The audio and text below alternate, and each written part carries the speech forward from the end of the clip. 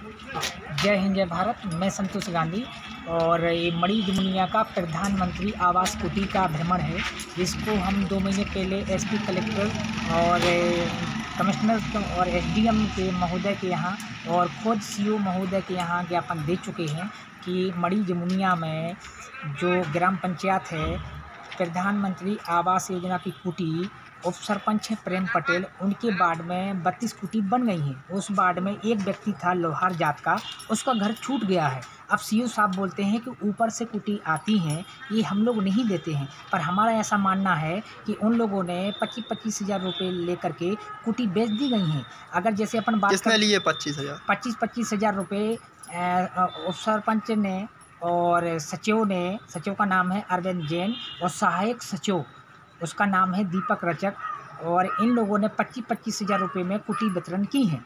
अब मेरा ऐसा मानना है, क्योंकि मेरे पास इस चीज़ का सबूत है, ये 2 महीने पहले के आवेदन है, और जब मैंने ये आवेदन पहले नंबर हमने एसडीएम साहब को दिया तो हमें सचिव हरों ने घर आकर के बुलाया और मुझे सरपंच के घर ले गए और मुझे जान से मारने की धमकी दी, और मेरे ये कागज़ उनने छीन लिए थे। उसी समय पे उनने ये कागज़ छीन के यहाँ के जनपद के सीओ साहब को बताया कि गांधी जी ये कागज़ मुख्यमंत्री के यहाँ ले जा रहे थे। तो हम 3 दिन बाद यहाँ सीओ साहब के यहाँ आए तो सीओ साहब बोले कि गांधी जी कागज़ तो उनने हमें बताया है, पर हमें ये पता नहीं कि उनने आपको डराया धमकाया और आपने उनकी रिपोर्ट की है। तो हमने उनकी गौरछामरा में रिपोर्ट भी की थी।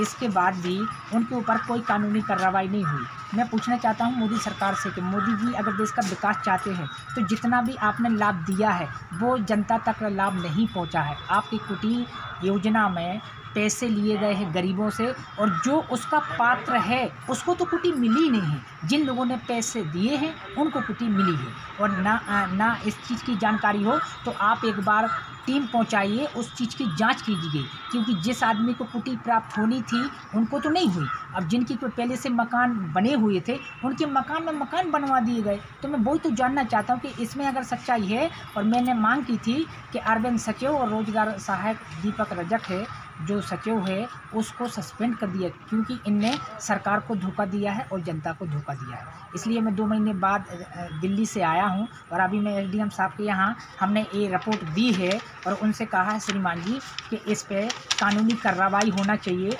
क्योंकि उनने हमें जान से मारने की धमकी दी थी और उनने हमारे आवेदन छीन लिए थे।